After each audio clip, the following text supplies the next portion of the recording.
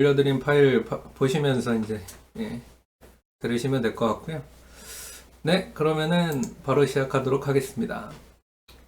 오늘은 관계를 돈독하게 하기인데요.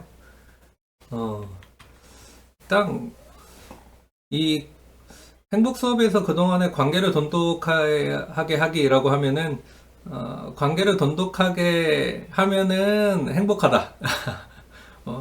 관계가 돈독하면 행복하지. 그래서 관계를 돈독하게 해야 돼. 관계를 잘 맺어야 된다. 관계를 돈독하게 해야 된다. 관계가 좋아야 돼. 관계가 행복에서 가장 중요한 거래. 행복한 사람들의 가장 중요한 특징이 또 관계래. 이런 얘기들을 이제 많이 해왔고 여러분들도 많이 들어오셨을 거예요. 근데 사실 이제 실질적으로 행복 수업을 하는 입장에서 이제 보면은 물론 뭐 이런 얘기도 필요하죠. 관계가 좋으면 행복하다. 또 관계가 나쁘면 불행하다. 이런 얘기도 물론 필요하지만 또 그것에 대한 과학적 근거를 아시는 것도 필요하지만 여기로 그냥 딱 머물러 버리면은 실제로 행복 수업을 진행하기에는 좀 어려움이 있습니다. 그러니까 당연히 당장 이제 아이들은 어떻게 해야 행복해지는데요? 어떻게 해야 관계가 좋아지는데요? 이런 얘기들을 바로바로 이제 물어볼 거거든요. 근데 그렇게 되면은 그냥 외워 들어 뭐 이렇게 할 순 없잖아요. 그냥 관계가 좋다고 하니까는 얘기하는 거야 뭐 이렇게 계속 할 순 없잖아요. 그러니까 이제 관계를 돈독히 하는 방법을 좀 알려주는 수업이 될 필요가 있어요. 그리고 관계를 돈독하게 하는 방법은 일종의 이제 소셜 스킬이라고 하는 부분이죠. 영어로는 사회적 기술이고요.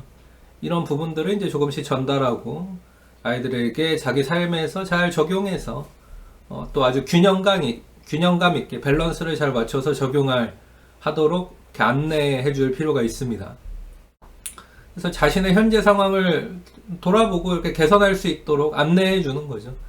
그러니까 우리가 정말 관계 맺는 부분을 너무 어려워하는 사람들을 치료할 수는 없어요. 우리 모두가 오은영 박사가 될 수는 없습니다. 그러니까 이제 이 관계 또 이후에 뭐 나누기 베풀기 용서 쪽의 단원들로 가면은 자꾸 어떤 상담 치료적인 뭔가를 하시려는 분들이 많은데 그거는 전문가가 해야 되는 거예요. 우리 행복 수업은 그거라는 게 아니라 안내를 해주는 거예요. 아이들 스스로 자기의 어떤 관계를 잘 맺을 수 있도록 잘 안내해 주는 거죠. 그리고 관계를 잘 형성하고 있었던 사람은 그 사람대로 내가 그래서 좀 관계가 괜찮았던 거구나 깨닫고 관계를 평상시에 좀 잘 못 맺고 어려웠던 사람들은 내가 이런 거를 실천해 보면 되겠구나 라고 깨닫고 그 정도예요. 치료가 필요한 수준의 사람들에게 치료 방법을 제공해 주는 게 아니라고요. 그러니까 여러분들이 일단 이거에 대한 오해부터 조금 풀어주실 필요가 있어요. 그 다음에 관계라고 해서 다 똑같은 관계가 아닙니다. 그러니까 무슨 말이냐면은 모든 사람들하고 다 강한 유대감, 영어로는 이제 스트롱 타이라고 하는데 강한 유대감을 맺어야 되는 것처럼 이렇게 막 부담감, 요즘 아이들 쓰는 표현으로 하면 왕부담이죠. 이런 왕부담을 주시는 그런 수업이 돼서는 안 될 거예요. 그러니까 관계라는 거는요, 강한 유대관계도 있고 약한 유대관계도 있는 거죠. 스트롱하게 관계를 맺는 것도 있고 위크하게 맺는 관계들도 있는 거예요. 각각을 잘 형성하는 방법을 체계적으로 그러니까 안내해 주면 되는 겁니다. 모든 사람들하고 관계를 돈독하게 해야 돼. 그래서 모든 사람들하고 스트롱 타이를 맺어야 돼. 그런 수업이 아니에요. 자, 그래서 이 세 번째 슬라이드로 이제 넘어오시면은 제가 강한 유대감과 약한 유대감을 조금 구분해서 써놨는데 여러분들이 이미 아시는 건데 이제 학술적으로 좀 정리를 한 거라고 보시면 되겠어요. 강한 유대감은 스트롱 타이죠. 강한 유대감을 여러분 많은 사람들하고 맺을 수는 없습니다. 우리 뇌가 사실 이제 사회적 뇌고 사람들하고 관계를 맺는 걸 좋아하는 뇌인데 우리 뇌가 아무리 사회적 뇌라고 하더라도요. 그 사회적 뇌에는요. 이 관계를 맺는 강한 유대감을 맺을 수 있는 어떻게 보면 이렇게 허용 범위라는 게 있어요. 그러니까 소수죠. 사실 소수정예예요. 그리고 이 강한 유대감은 주로 이제 자기와 유사한 성격, 그러니까 유유상종이라고 보통 하잖아요. 또 유사한 기질을 공유하는 사람들하고 이제 주로 형성이 되고, 또 이 강한 유대감, 유사한 어떤 취미를 공유하는 사람들끼리 또 형성이 되고, 또 자기가 공부하는 분야, 유사한 공부 분야, 또 자기 개발 방법 같은 거를 잘 공유하는 사람들끼리 이제 형성이 되죠. 하지만 약한 유대감은 이거는 어떻게 보면은 다다익선입니다. 많을수록 좋은 거예요. 어떻게 보면 지금 여러분들과 제가 대부분 이제 맺고 있는 관계가 약한 유대감이죠. 위크타이. 하지만은 그냥 필요할 때 언제 한번 연락은 하실 수 있어요, 저한테. 저 그때 예전에 2021년에 심화연수 들었던 사람인데요, 이러면서 저한테 예를 들면 연락은 하실 수 있다고요. 그 정도 관계. 이런 관계들도 있는 거죠. 위크타이. 저랑 무조건 다 강한 유대감을 맺으실 필요 없는 거예요. 그렇죠? 예. 자, 그래서 이 약한 유대감은 자기가 다른 성격이나 기질을 공유하는 사람들과도 형성될 수 있고요. 그러니까 자기의 어떤 분야가 아니더라도 색다른 분야. 저는 인지심리학 전공자잖아요. 여러분들 대부분은 인지심리학 전공자가 아니죠. 하지만 위크타이는 맺을 수가 있어요. 또 약한 유대감은 일시적으로 또 시너지 효과를 낼 수 있는 사람들과도 형성할 수가 있죠. 또 어떤 이해관계가 꼭 나쁜 건 아니잖아요. 이해관계를 얽혀있는 사람들끼리도 형성할 수는 있어요. 또 다양한 연구 결과들을 보면은 이 창의적인 과업을 수행하는 데 유리한 거는 오히려 이 강한 유대감, 스트롱 타이보다 약한 유대감, 위크 타이에 있는 관계에 있는 사람들끼리 만났을 때 창의적인 과업들이 더 잘 이루어진다. 이런 연구들도 많이 나와 있습니다.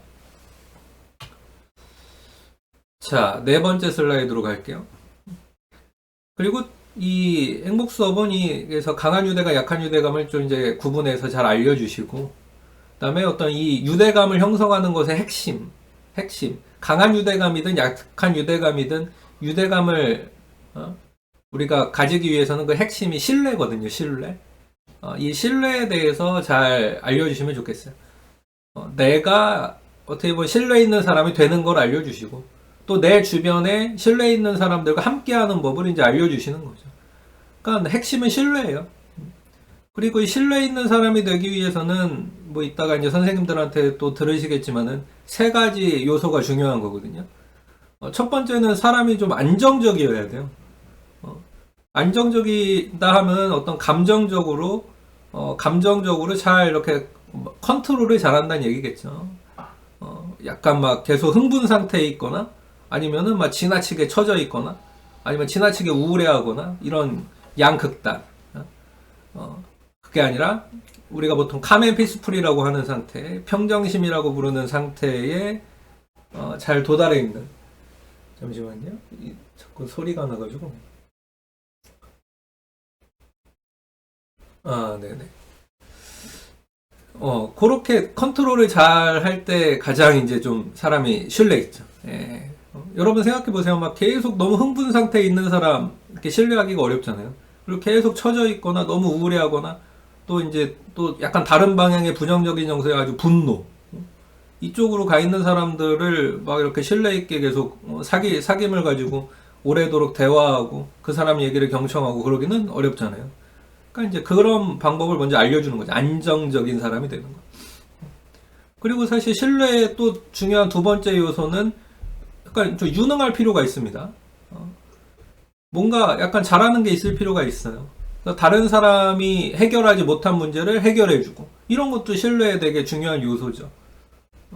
그리고 이거는 이제 우리가 오늘 수업 이전에 했던 어떤 목표 세우기나 음미하기 이런 쪽에서 사실 한 거예요. 그건 이제 몰입하기까지 했으면 좀 더 좋았을 텐데 그거는 이제 뭐 또 다음에 기회가 있을 것이고. 그러니까 유능한 사람이 어떻게 보면 되는 방법이죠. 내 목표를 잘 추구하고 이 세상에 있는 여러 가지 지식과 기술들을 잘 음미하면서 나만의 것을 만들어야 유능성을 잘 발휘할 수 있는 거니까요. 그리고 따뜻한 사람이 되는 게 이제 세 번째로 필요한 거죠. 그리고 요거는 이제 이번 심화연수에는 다루지 못하지만 또 여러분들이 그래도 기초연수 때는 한 번씩 들어보셨던 또 행복대학에서도 또 들어보셨을 법한 뭐 나누기 베풀기 이제 용서하기 요쪽이 이제 따뜻한 사람이 되는 그런 부분입니다. 그래서 이 세 가지 요소가 되게 중요해요. 안정적인 사람이 되는 거, 유능한 사람이 되는 거, 따뜻한 사람이 되는 거. 요 세 가지 요소가 되게 조화롭게 이루어져야 돼요. 안정적이기만 해서도 안 되고, 유능하기만 해서도 안 되고, 따뜻하기만 해서도 안 돼요. 요 세 가지가 적절히 이제 균형이 있어야죠. 근데 이제 말씀드린 대로 이 유능한 사람 되는 거는 사실 이제 목표 세우기나 음미하기 이쪽에서 다뤘기 때문에 요 관계를 돈독하게 하는 부분에서는 요거를 또 다루진 않아요. 예. 그리고 나누기, 베풀기나 이제 용서하기 쪽에서 따뜻한 사람이 되는 거는 좀 더 체계적으로 배우실 기회가 있기 때문에 요 관계를 돈독하게 하기 부분에서는 요걸 또 다루는 거는 약간 중복이 됩니다. 그래서 여기서 이제 집중할 거는 약간 안정적인 사람이 되는 거, 안정적이 되는 사람이 되는 거에 좀 더 집중하는 거죠. 그래서 이제 오늘 여러분들이 들으시는 모든 부분은 신뢰의 어떤 3요소 중에 안정감, 유능감, 또 따뜻함, 이 세 가지 신뢰의 3요소 중에 안정감에 집중하는 거예요. 예.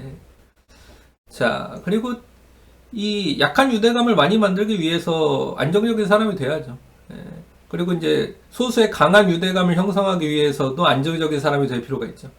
그리고 그러기 위해서는 약간 대화법 같은 거, 그러니까 적절한 질문과 경청하는 방법, 상대방에게 집중하는 방법, 이런 거를 좀 이제 알려주는 거예요. 안정적인 사람이라는 걸 드러내려면 이런 게 필요하잖아요. 그리고 상대방에게 말할 수 있는 기회를 많이 이제 주는 그런 방법도 좀 알려주고. 재밌는 연구 결과들이 있는데, 우리가 누구랑 대화할 때 있잖아요. 누군가 대화할 때 자기 말을 많이 누가 들어줘. 자기 말을 누가 많이 들어주면은 서로에 대해서 많이 알게 됐다고 생각합니다. 여러분, 이게 지금 잘 이해가 안 되실 수도 있는데 어떻게 보면 나만 말을 많이 한 거예요. 상대방 얘기를 나는 잘 듣지 않았어요. 그러니까 상대방은 나한테 질문을 많이 해주고 상대방의 질문을 받고 내 얘기를 많이 한 겁니다. 근데 대화가 끝나고 나서는 어떻게 느끼냐? 서로에 대해서 많이 알았다고 느낀다고요. 오케이? 이제 좀 이해가 되세요? 반대로 나는 주로 질문하는 입장이었어요. 그리고 상대방은 내 질문을 받아가지고 주로 이제 말하는 역할을 한 겁니다. 자기 얘기를 많이 하고 나는 내 얘기를 많이 하지 않았어요. 근데 내 대화 상대방, 내 카운터파트의 그 상대방은 우리에 대해서 많이 알게 됐다, 이렇게 느끼는 거예요. 그러니까 이제 이런 부분들이 연구 결과들도 있고 하니까는 이게 서로의 신뢰를 형성하는 방법이죠. 자기 얘기를 많이 하면은 할 수 있는 기회가 생길수록 서로에 대해서 알았다고 우리는 생각하는 게 우리의 뇌니까. 그러니까 나도 질문해서 상대방도 얘기할 기회를 많이 주고, 또 상대방으로부터 질문을 받고 내 얘기를 할 기회도 같이 많이 얻고, 그게 이제 필요할 겁니다. 그리고 무조건 모든 사람들하고 다 좋은 관계를 맺어라, 그렇게 하시면 안 될 거예요. 사실 신뢰 있는 사람들끼리 좋은 신뢰 있는 관계를 맺어야죠. 근데 공동체 안에서 신뢰를 파괴하는 사람들하고는 어떻게 보면 좋은 관계를 맺으면 안 돼요. 그리고 요즘에 TV에 나오는 많은 얘기들, 또 막 이 경찰에 끌려가가지고 얼굴 신상 공개되는 그런 사람들 얘기들 아주 최근에도 또 문제가 돼서, 특히 데이트 폭력 이런 부분에서 뉴스에 많이 나오는데, 어떻게 보면 신뢰할 수 없는 사람들이 필터링을 못한 거죠. 어떻게 보면 자기의 신체적, 정신적, 경제적인 어떤 상처, 피해, 손해를 주는 사람들은 어떻게 보면 또 잘 걸러낼 수 있어야 됩니다. 또 이제 심리학자들이 가장 경계하는 게 이제 병 주고 약 주는 사람. 약간 경계할 필요가 있어요.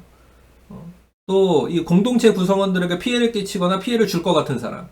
또 자기의 말과 행동의 어떤 영향력과 파급력을 전혀 고려하지 않는 사람. 또 도움을 받는 것을 막 당연하게 생각해요. 또 이제 자기애가 지나친 사람.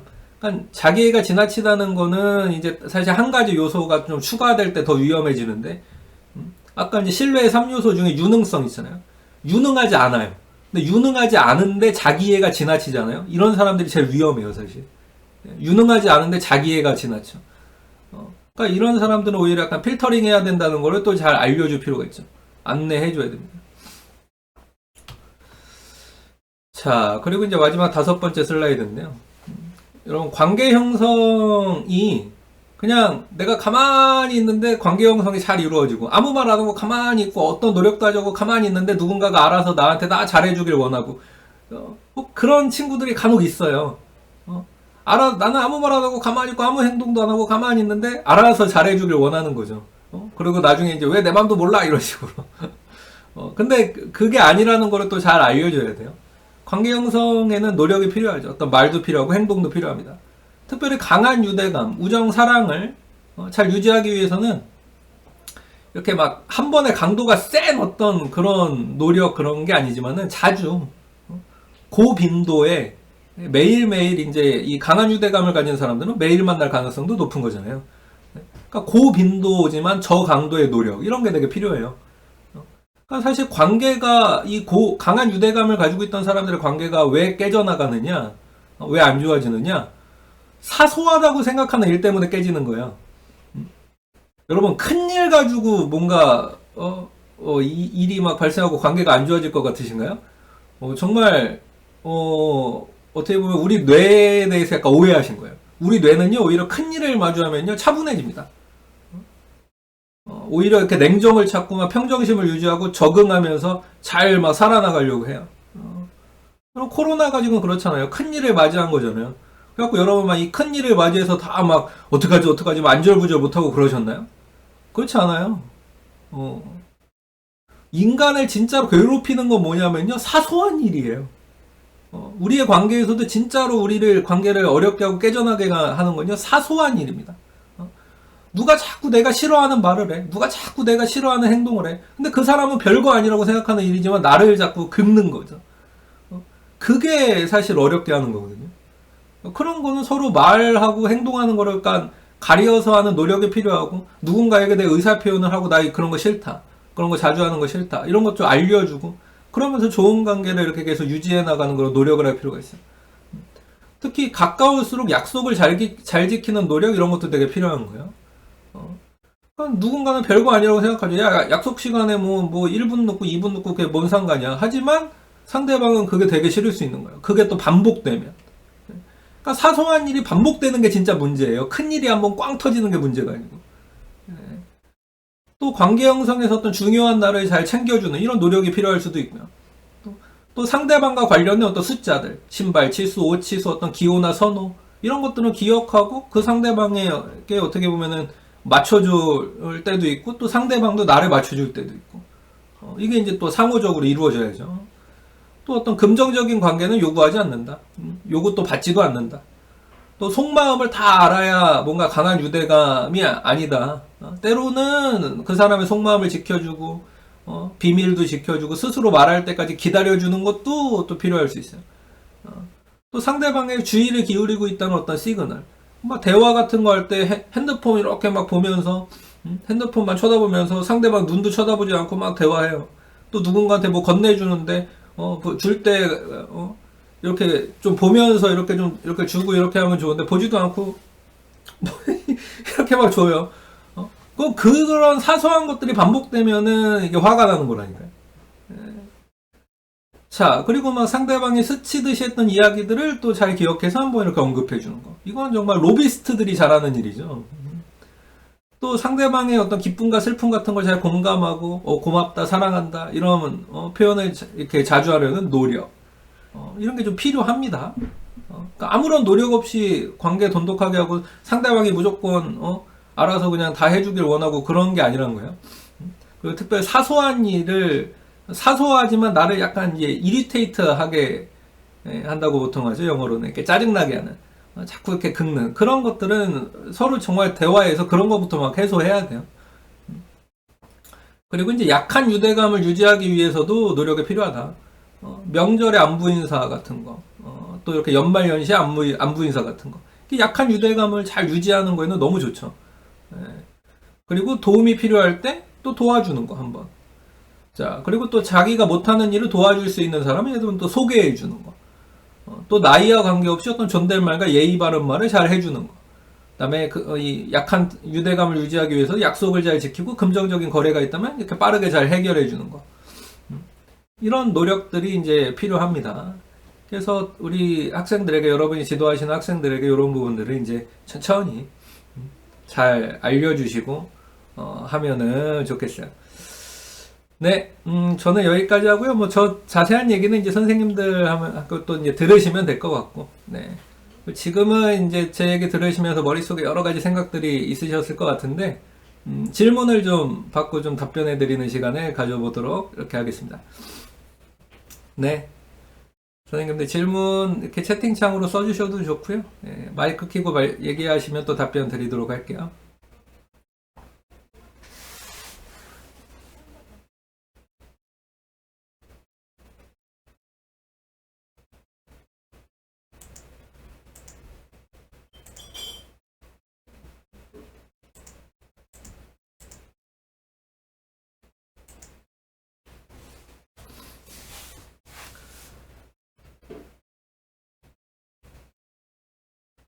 네, 보통 이렇게 타이핑 하시는데 조금 걸리셔서, 예, 제가 이렇게 좀 기다리고 있으면 이제 질문이 오더라고요.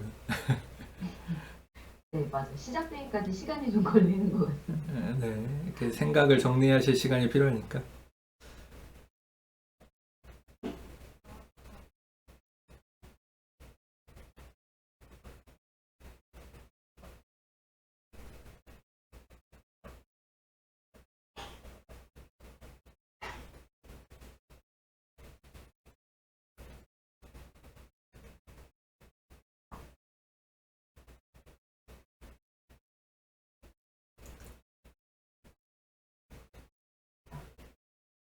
네, 소재희 선생님이 글 남겨주셨는데요. 아, 오케이. 네. 처음에는 좋은 관계였다가 정말 사소한 것들이 반복되니 신뢰감이 떨어져서 지금은 관계가 멀어졌어요. 이대로 지내면 될까요? 라고 질문해 주셨는데, 이제 이거는 어떻게 보면, 관계라는 게 이 건강한 관계를 잘 유지하는 것도 물론 하나의 방법이지만은 건강하지 못한 관계를 때로는 정리할 때도 있는 거죠. 이 두 가지 사이에서 어떻게 보면 결정은 제가 어떻게 하시라고 딱 부러지게 이제 자세한 상황을 모르기 때문에 말씀드리기는 좀 어려울 것 같아요. 근데 이제 한번 곰곰이 한번 생각해 보는 거죠. 특히 이제 제가 아까 얘기한 것들 중에 그러니까 사소한 것들이 계속 반복되는 것도 문제일 수 있지만은 혹시 제가 이제 아까 네 번째 슬라이드에서 얘기했던 것 중에 이제 심리학자들이 말하는 가장 좀 안 좋은 관계, 병 주고 나서 약 주고, 항상 먼저 꼭 그러니까 물리적인 폭력을 얘기하는 게 아닙니다. 꼭 물리적인 폭력이 아니더라도 꼭 말로 상처를 주고 나서 꼭 약 주고 이런 관계. 그러니까 단어로 그냥 짧게 요약하면 이걸 애증의 관계라고 하죠. 예, 좋아하는데 또 나를 미워지기도 하고, 또 이렇게 사랑하지만 증오할 때도 있고, 이게 애증의 관계. 이게 사실은 인간을 가장 스트레스 받게 하는 관계예요. 차라리 사랑만 하거나 누군가가 나를 적대시해. 이거는요, 우리를 스트레스 안 줘요. 왜? 적대시하는 사람은 그냥 멀리 하면 되고요. 사랑하는 사람들하고 같이 하면 되니까. 근데 애증의 관계가 인간을 가장 스트레스 받게 하는 거거든요. 근데 그래서 이 애증의 관계가 지속되고 나를 너무 스트레스 받게 하고 그래서 오히려 나의 정신 건강에 여러 가지 문제가 생길 것 같다. 이 사람으로 인해서 내가 너무 힘들다. 그리고 사실은 이 사람 외에도 나는 사실 좋은 관계를 유지할 수 있는 다양한 또 강한 유대감을 맺은 사람들이 사실 또 있다. 예를 들면 그렇다면 사실은 관계를 정리하시는 것도 심리학자들이 추천하는 하나의 이제 방법입니다. 그래서 요거는 이제 제가 자세한 상황은 모르기 때문에 여기까지만 말씀드리는 게 딱 좋을 것 같아요. 네. 자, 그리고 아이들도 아이들이지만 네, 이건 코멘트 감사하고요. 필터링 대상은 알겠는데 필터링 방법은 어떻게 하는 게 좋을까요? 일단은 이제 그 아까 제가 좀 전에 말씀드린 이 애증의 관계, 예, 이런 부분들을 한번 이렇게 잘 떠올려 보실 필요가 있고, 그 다음에 이 또 심리학자들이 제안하는 방법 중에 하나가 요즘에 이제 SNS 같은 게 있잖아요. SNS에서 뭐 다 그런 건 아니에요. 다 그런 건 아닌데 지나치게 자기 자신을만 돋보이게 하는 것들을 많이 올려놓은 사람들. 예. 또 이제 기업으로 말하면은 이게 기업이 뭐 지금 연말 같은데 연말 리포트 그 사내 보고서 같은 것들이 예를 들면 쓰는데 어떤 그 기업의 리더가 자기 사진만 유독 이렇게 크게 올려놓는다. 그런 사람들은 조금 이제 경계해라. 이런 얘기를 합니다. 그러니까 배경을 고려하지 않는 거죠. 다른 사람을 고려하지 않아요. 그러니까 자기만 돋보이려고 하는 거예요. 그런 사람들은 이제 이 조금 오히려 다른 사람들을 또 이용하고 약간 착취하려고 하고 그런 성향이 있을 가능성이 높기 때문에 조금 이렇게 경계할 필요가 있다. 이런 얘기를 이제 간혹 하고요. 또 사실 뇌과학적으로는요, 우리 뇌에서 이런 필터링하는 시스템이 사실은 있어요. 이거는 이제 자동적인 처리 시스템이라고 해서 감지하는 거죠. 단 어떤 몇 분에 2, 3분 만에 돼야만으로도 그런 걸 느끼는 게 있단 말이에요. 그리고 그걸 느꼈을 때 우리가 뭘 경험하게 되냐면요. 여러분, 그러니까 이런 느낌을 아주 무시할 수는 없는 거예요. 그러니까 단순히 뭐 육감이다 그렇게 그냥 치부할 수가 없는 거죠. 누군가 이렇게 대화하는데 뭔가 이상해. 그리고 약간 그러니까 이 배가 약간 이런 표현 쓰죠. 약간 니글니글해진다. 배가 약간 니글니글해진다. 그런 느낌을 줘요. 우리 뇌에서 어떤 그런 시그널을 받으면은 이 배가 약간 니글니글해진다. 그런 느낌을 이제 받게 됩니다. 그래서 실제로 심리학자 중에 설득의 심리학이라는 책을 쓴 사람 아시죠? 로버트 치알딘이라고. 요즘에 초전 설득이라는 책도 써가지고 아주 유명한 사람인데, 이 사람 같은 경우는 아예 이런 이제 뇌과학적인 부분을 딱 적용해서 아예 얘기하잖아요. 그래서 배가 그런 니글니글해지는 느낌을 무시하지 말아라. 그래서 그런 부분들도 약간 하나의 팁이 될 수 있을 것 같아요.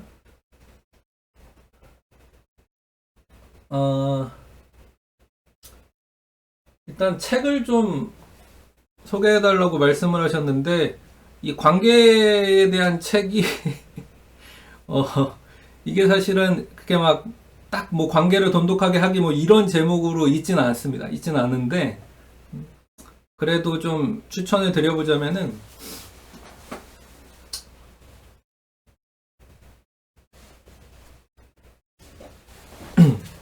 지금 이제 제 손이 닿는 거리에 딱 없어가지고, 이렇게 하는데, 일단은 조금 예전 책이고요. 이거는 근데 좀 학술적인 책이에요. 좀 어려워요. 좀 어려운데, 그 애착이라는 책이 있고요. 애착. 그러니까 인간의 어떤 애착, 관계에 대해서 약간 학술적으로, 인간이 안정적인 애착을 잘 맺으면서 사람들과 관계를 맺어가야 되거든요. 예, 이제 이건 약간 이제 아카데믹하고 이제 학술적인 책이죠. 그래서 애착이라는 책이 하나 또 있고요. 그리고 이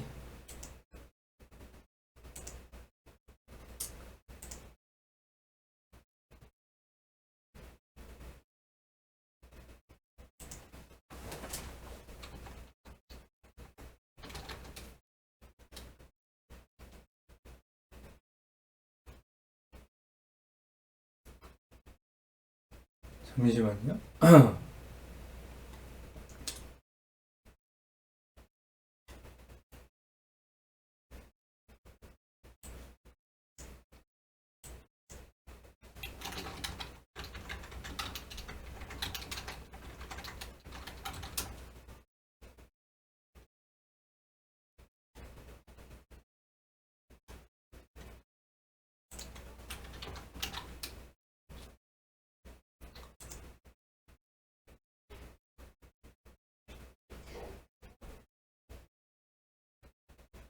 이거는 이 책은 이제 약간 그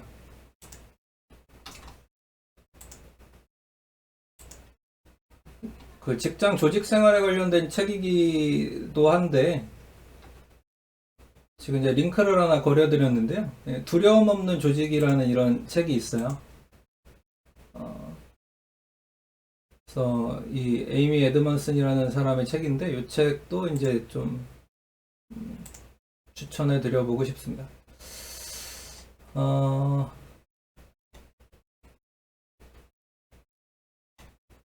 네, 그리고 나서 관계를 돈독하게 하기 위해서 적절한 거리 유지가 필요한 것 같은데요. 교수님께서 생각하시는 적절한 거리 유지는 어느 정도의 거리인지가 궁금합니다. 근데 요거는 다 어떻게 보면 케이스 바이 케이스죠. 다 케이스 바이 케이스라서 실제로 어떤 정답이 있는 문제가 아니기 때문에 제가 답변 드리는 게 참 조심스럽고요. 그리고 어떻게 보면은 정말 이렇게 보통 원으로 표현하는 방식이 있거든요. 원으로. 그래서 다른 사람들과 살짝만 겹쳐 있는 경우도 있고 좀 더 많이 이렇게 원이 포개져 있는 우리 벤 다이어그램에서 이렇게 교집합 이렇게 하는 부분이 있잖아요. 이렇게 그런 그림들을 그려봤을 때 교집합이 너무 많은 사람들이 있고 조금씩 이렇게 멀어질 수도 있고 좀 이렇게 분리되어 있는 사람도 있고 뭐 그런 거죠, 사실은. 그래서 그거는 예를 들면 강한 유대감을 맺은 사람 10명이라면은 그 10명이 다 다를 겁니다. 그거를 뭐 1부터 10까지로 표현한다면 어떤 사람하고 10이고 어떤 사람하고 9고 어떤 사람하고 8이고 그렇겠죠. 그래서 그 적정거리는 사실은 이건 진짜로 다 케이스 바이 케이스예요. 그래서 어떻게 보면 우리 개개인이 잘 판단해야 되는 문제라고 오히려 답변을 드려야 될 것 같습니다. 평정심을 유지하기 위한 제 노하우요. 평정심을 유지하기 위한 제 노하우는 심리학자들이 이거는 또 대부분 잘 추천하는 노하우인데 약간 내 자신을 무너뜨릴 것 같은 상황 자체를 잘 만들지 않는 거예요. 그러니까 우리가 이제 가끔 평정심을 유지한다 그러면 자제력이 굉장히 강해야 되고 인내심이 굉장히 강해야 되고 이런 생각을 많이 하는데 심리학자들은 인내심을 발휘하지 말라고 오히려 권고합니다. 자제력을 발휘하지 말라는 거예요. 그럼 뭐냐? 자제력을 발휘할 만한 상황을 만들지 않는 거죠. 인내심을 발휘할 만한 상황을 만들지 말으라는 거예요. 그게 이제 무슨 얘기냐면은 그냥 다이어트를 비유로 들어드릴게요. 다이어트를 하면서 인내심을 발휘해야 된다? 글쎄요. 초콜릿 케이크 사놓고 초콜릿 케이크 눈앞에 두고 이제 마시멜로 테스트 같은 거죠. 마시멜로 눈앞에 이렇게 보면서 참는다? 그거는 좋은 방법이 아닙니다. 그렇게 인내심과 자제력을 계속 쓰니까 오히려 진짜 참아야 되는 상황에 못 참고 평정심을 유지해야 되는 상황에 그걸 평정심을 유지하지 못하는 거예요. 그러니까 차라리 마시멜로를 치워야죠. 그러니까 이 얘기를 나중에 좀 해드리고 싶긴 한데 마시멜로 테스트에 대해서도 그러니까 여러분들이 오해들이 많이 있는 거예요. 그게 인내심과 자제력 테스트가 아니에요. 마시멜로 테스트는 상황을 잘 제어하라는 걸 보여줬던 테스트거든요. 마시멜로를 눈에서 치워야죠. 초콜릿 케이크를 눈앞에서 치워야죠. 내 일을 방해하고 내 인내심을 시험에 들게 하고 날 유혹에 빠지게 하는 것들을 눈에서 치워서 인내심과 절제력을 아주 여유있게 풍부하게 남겨둬야 돼요. 그래야 평정심을 잘 유지할 수가 있어요. 자,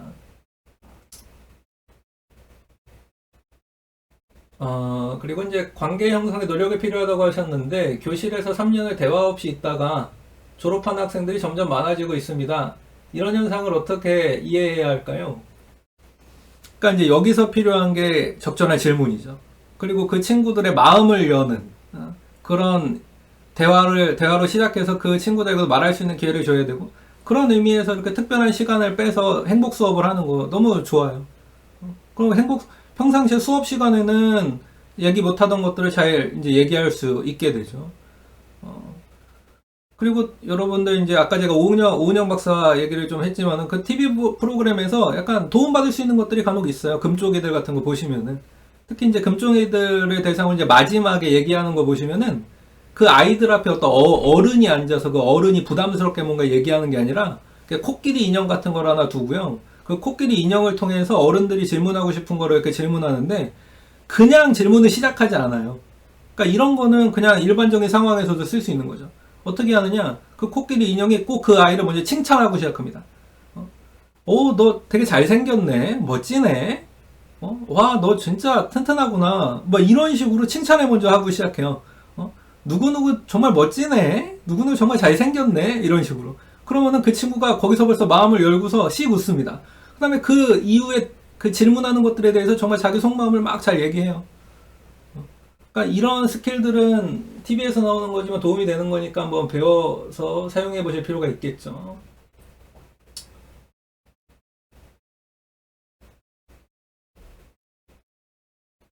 네. 그리고 이제 링크 애착이 이 책이냐라고 지금 하나 올려주신 분이 있는데 예, 맞습니다. 예, 존 볼비. 예. 이게 애착 전문가거든요, 존 볼비가. 그래서 근데 이 책은 약간 아까 말한 대로 약간 학술적이고 하드하기 때문에 앞부분에 연구 방법론 같은 거 나와 있는 부분은 조금 이제 건너뛰셔도 괜찮아요.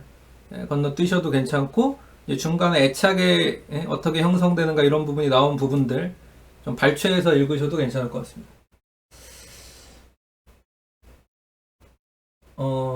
그다음에 이제 대체로 강한 유대감을 가져야 되는 가족이 각자의 자기애를 가지고 편하게 하다 보니 필터링 할 수 없게 되는데, 또 다른 필터링은 어떤 방법이 있을까요? 근데 요거는 제가 이제 아까 답변을 조금 이제 드렸던 것 같아요. 그러니까 우리 뇌가 그걸 감지하는 어떤 시스템이 분명히 있다. 그리고 이제 그 사람이 SNS를 한다면 이제 SNS 같은 거를 한번 이렇게 잘 살펴보실 수 있다. 자,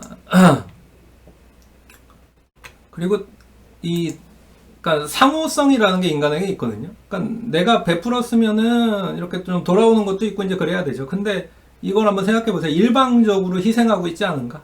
좀 추가를 한다면은 나 혼자만 일방적으로 희생하고 있지 않은가? 그렇다면은 조금 이렇게 경계를 하고 그 사람은 계속 받기만 해. 그러니까 그거는 이제 심리학자들 용어로는 이제 테이커라고 하거든요. 착취자. 그런 사람들은 조금 이제 경계하고 약간 필터링할 필요가 있죠.